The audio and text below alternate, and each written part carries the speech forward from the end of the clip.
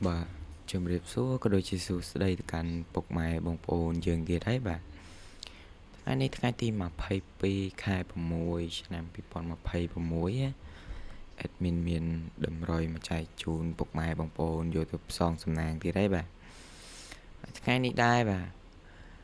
ទី22បាទមុននឹងឈានចូលទៅដល់ថ្ងៃទី22 admin ចង់នាំពុកម៉ែបងប្អូនទៅមើលតម្រុយ admin កាលពីម្សិលមិញណាបាទនេះបាទតម្រុយ admin បាទមានបងប្អូនណាបានយកតម្រុយ admin យកទៅចាក់អត់បាទសម្រាប់តម្រុយ admin បាទចូលខ្ទង់អូសចូលអូសបាទអូស6ចូលមក4ប៉ុសសេបាទសម្រាប់ខ្ទង់អូស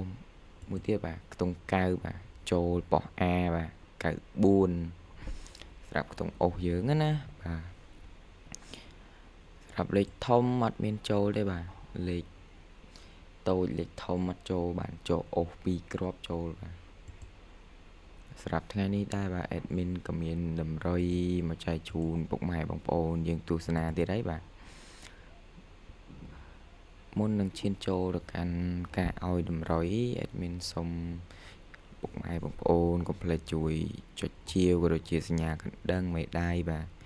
ដើម្បីបានវីដេអូ admin ធ្វើតម្រុយជារៀងរាល់ថ្ងៃបាទមានតែប៉ុណ្្នឹងទេបាទសម្រាប់តម្រុយថ្ងៃនេះដែរបាទ admin ឲ្យបាទ237ទៀតបាទ37 4បាទមកក្របទៀត admin ឲ្យបាទ50បាទខ្ទង់50ក៏ដូចជា51បាទក្របទៀត admin ឲ្យ51បាទសម្រាប់លេខធំយើងពី admin ឲ្យ2គ្រាប់ដែរបាទធំបាទ746បាទគ្រាប់ទៀត368បាទសម្រាប់លេខធំមានតែ2គ្រាប់ហ្នឹងទេបាទសម្រាប់លេខអូសក៏ admin មានចែកជូនពុកម៉ែបងប្អូន2គ្រាប់ទៀតដែរណាបាទសម្រាប់លេខអូថ្ងៃនេះ admin ឲ្យបាទអូខ្ទង់40បាទខ្ទង់40ក៏ដូចជាបាទ8បាទ48បាទខ្ទង់អូ admin ឲ្យណាបាទ